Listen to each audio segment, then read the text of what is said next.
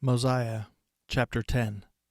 And it came to pass that we again began to establish the kingdom, and we again began to possess the land in peace.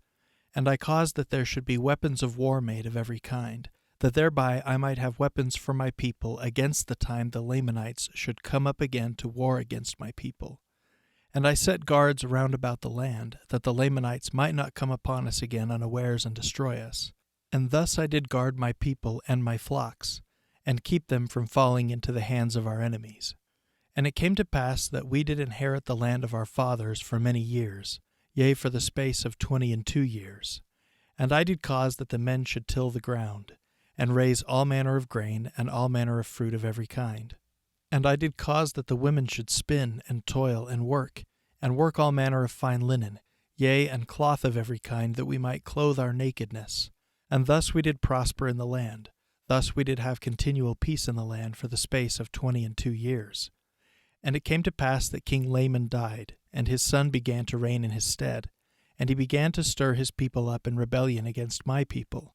Therefore they began to prepare for war, and to come up to battle against my people. But I had sent my spies out round about the land of Shemlon, that I might discover their preparations, that I might guard against them, that they might not come upon my people and destroy them. And it came to pass that they came up upon the north of the land of Shiloh with their numerous hosts, men armed with bows and with arrows and with swords and with scimitars and with stones and with slings. And they had their heads shaved that they were naked, and they were girded with a leathern girdle about their loins. And it came to pass that I caused that the women and children of my people should be hid in the wilderness. And I also caused that all my old men that could bear arms, and also all my young men that were able to bear arms, should gather themselves together to go to battle against the Lamanites. And I did place them in their ranks, every man according to his age. And it came to pass that we did go up to battle against the Lamanites. And I, even I in my old age, did go up to battle against the Lamanites. And it came to pass that we did go up in the strength of the Lord to battle. Now the Lamanites knew nothing concerning the Lord, nor the strength of the Lord. Therefore they depended upon their own strength, yet they were a strong people as to the strength of men. They were a wild and ferocious and a bloodthirsty people, believing in the tradition of their fathers, which is this, believing that they were driven out of the land of Jerusalem because of the iniquities of their fathers, and that they were wronged in the wilderness by their brethren, and they were also wronged while crossing the sea, and again that they were wronged while in the land of their first inheritance, after they had crossed the sea, and all this because that Nephi was more faithful in keeping the commandments of the Lord. Therefore he was favored of the Lord, for the Lord heard his prayers and answered them, and he took the lead of their journey in the wilderness.